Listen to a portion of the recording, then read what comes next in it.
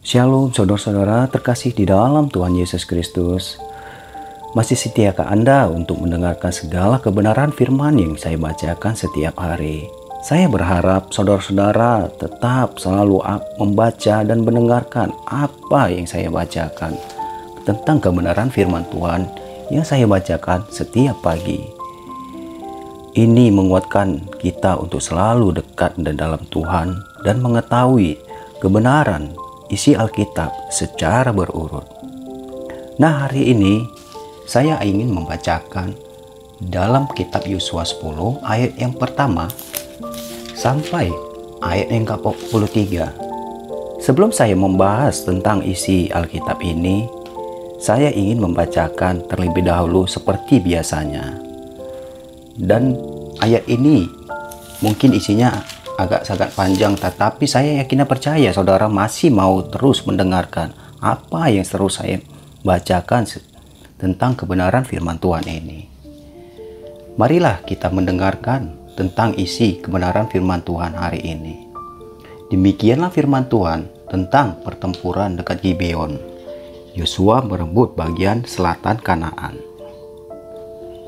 Setelah terdengar oleh Adoni-Zedek, Raja Yerusalem, bahwa Yosua telah merebut Ai dan telah menumpasnya, seperti yang dilakukannya terhadap Yeriko dan terhadap rajanya. Demikianlah juga dilakukannya terhadap Ai dan terhadap rajanya, dan bahwa penduduk kota Gibeon telah mengadakan ikatan persahabatan dengan orang Israel dan diam di tengah mereka. Maka sangat takutlah orang Gibeon itu, kota yang besar seperti salah satu kota kerajaan, bahkan lebih besar dari Ai, dan semua orangnya adalah pahlawan. Sebab itu Adoni-Zedek, Raja Yerusalem, menyuruh orang kepada Hoham, Raja Hebron, kepada Piream, Raja Yarmut, kepada Yafia, Raja Lakis, dan kepada Debir, Raja Englon, mengatakan, "Datanglah kepadaku dan bantulah aku, supaya kita menggempur Gibeon, karena telah mengadakan ikatan persahabatan dengan Yosua dan orang Israel." Lalu kelima orang Amori itu berkumpul dan bergerak maju. Raja Yerusalem, Raja Hebron, Raja Yarmut, Raja Lakis, dan Raja Englon. Mereka beserta seluruh tentara mereka. Mereka berkemah mengepung Gibeon dan berperang melawannya. Lalu orang-orang Gibeon itu menyuruh orang kepada Yosua ke tempat perkemahan di Gilgal, mengatakan, "Jangan menarik tanganmu daripada hambamu ini. Datanglah dengan segera kepada kami. Lepaskanlah kami, bantulah kami. Sebab semua raja orang Amori yang diam di pegunungan telah bergabung melawan kami." Lalu Yosua bergerak maju dari Gilgal, dia dan seluruh tentara bersama-sama dengan dia, semuanya pahlawan yang gagah perkasa. Berfirmanlah Tuhan kepada Yosua, "Janganlah takut kepada mereka, sebab aku menyerahkan mereka kepadamu. Tidak seorang pun dari mereka yang akan dapat bertahan menghadapi engkau." Lalu Yosua menyerang mereka dengan tiba-tiba, setelah semalam-malam tidak bergerak maju dari Gilgal. Dan Tuhan mengacaukan mereka di depan orang Israel, sehingga Yosua menimbulkan kekalahan yang besar di antara mereka dekat Gibeon, mengejar mereka ke arah pendakian Ben Horon, dan memukul mereka mundur sampai dekat Azekah dan Makeda. Sedang mereka melarikan diri di depan orang Israel dan baru di lereng Bet Horon. Maka Tuhan melempari mereka dengan batu-batu besar dari langit sampai ke Azekah, sehingga mereka mati. Yang mati kena hujan batu itu lebih banyak daripada yang dibunuh oleh orang Israel dengan pedang. Lalu Yosua berbicara kepada Tuhan pada hari Tuhan menyerahkan orang Amori itu kepada orang Israel. Ia berkata di hadapan orang Israel, "Matahari, berhentilah di atas Gibeon, dan engkau, bulan, di atas atas lembah Ayalon.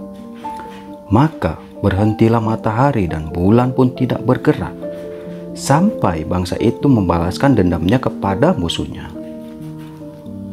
Bukankah hal ini tertulis dalam Alkitab orang jujur?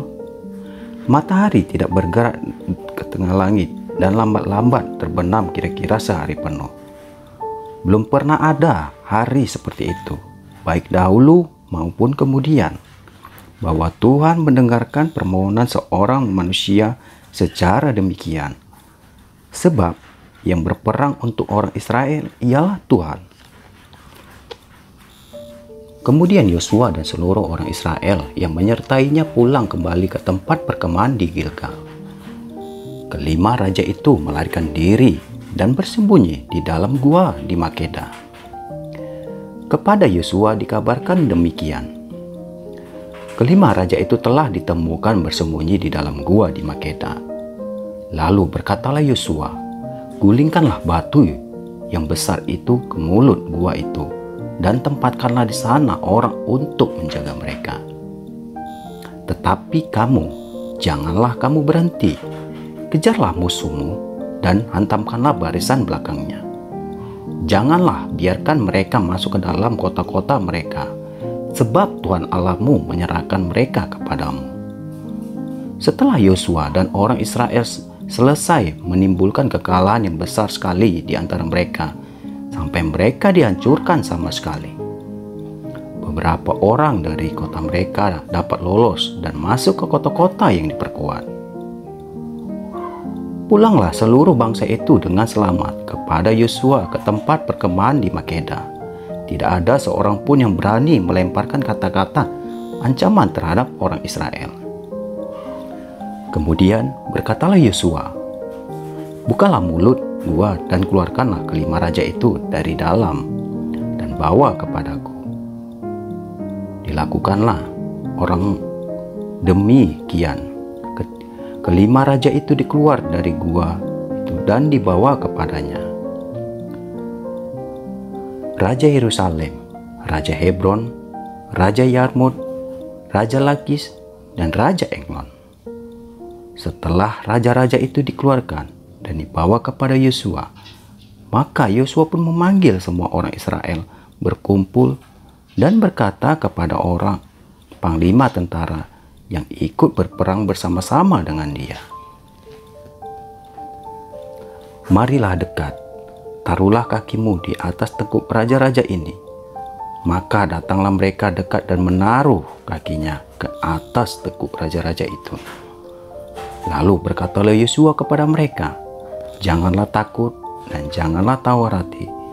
Kuatkan dan teguhkanlah hatimu, sebab secara itulah akan dilakukan Tuhan kepada semua musuhmu yang kamu perangi." Sesudah itu Yosua membunuh raja-raja itu dan menggantung mereka pada 5 tiang, dan mereka tinggal tergantung pada tiang-tiang itu sampai matahari terbenam. Tetapi menjelang matahari terbenam atas perintah Yosua, mereka diturunkan dari tiap tiang-tiang itu dan dilemparkan ke dalam gua tempat mereka bersembunyi. Lalu mulut gua itu ditutupi orang dengan batu-batu besar yang masih ada sampai sekarang. Pada hari itu Yosua merebut Makeda dan kota itu dipukulnya dengan mata pedang, juga rajanya. Kota itu dan semua makhluk yang ada di dalamnya ditumpasnya. Tidak ada seorang pun yang dibiarkannya lolos. Dan Raja Makeda diperlakukannya seperti telah diperlakukannya pada Yeriko. Kemudian Yosua dengan seluruh Israel berjalan terus dari Makeda ke Libna, lalu memerangi Libna. Dan Tuhan menyerahkan kota itu juga kepada orang Israel beserta rajanya. Yosua memukul kota itu dan semua makhluk yang ada di dalamnya dengan mata pedang. Tidak ada seorang pun di dalamnya yang dibiarkannya lolos. Dan raja-rajanya itu diperlakukannya seperti telah diperlakukannya kepada Raja Yeriko. Kemudian Yosua dengan seluruh Israel berjalan terus di Libna ke Lakis, lalu berkemah mengepung kota itu dan berperang melawannya. Dan Tuhan menyerahkan Lakis kepada orang Israel. Yosua merebut kota itu pada hari kedua. Kota itu dan semua makhluk yang ada di dalamnya dipukulnya dengan mata pedang, tepat seperti yang dilakukannya terhadap Libna. Lalu Horam Raja Gezer maju untuk membantu Lakis, tetapi Yosua menewaskan dia dan rakyatnya, sehingga tidak ada seorang pun padanya yang dibiarkannya lolos. Kemudian Yosua dengan seluruh Israel berjalan terus dari Lakis ke Eglon. Lalu mereka berkemah mengepung kota itu dan berperang melawannya. Kota itu direbut mereka pada hari itu juga dan dipukul dengan mata pedang. Semua makhluk yang ada di dalamnya ditumpasnya pada hari itu, tepat seperti yang dilakukan terhadap Lakis. Kemudian Yosua dengan seluruh Israel bergerak maju dari Eglon ke Nebron, lalu berperang melawannya. Negeri itu direbut mereka dan dipukul dengan mata pedang, juga rajanya dan segala kotanya, dan semua makhluk yang ada di dalamnya, tidak seorang pun yang dibiarkannya lolos. Tepat seperti yang dilakukannya terhadap Eglon. Kota itu dan semua makhluk yang ada di dalamnya ditumpasnya. Kemudian Yosua dengan seluruh Israel kembali ke Debir, lalu berperang melawannya. Negeri itu beserta raja-rajanya dan segala kotanya direbutnya dan dipukul dengan mata pedang. Semua makhluk yang ada di dalamnya ditumpas mereka. Tidak seorang pun dibiarkannya lolos, seperti yang dilakukannya terhadap Hebron. Demikianlah dilakukan terhadap Debir beserta rajanya, sama seperti yang dilakukannya terhadap Libna beserta rajanya. Demikianlah Yosua mengalahkan seluruh negeri itu, pegunungan, tanah Negeb, daerah bukit dan lereng gunung, beserta semua raja mereka.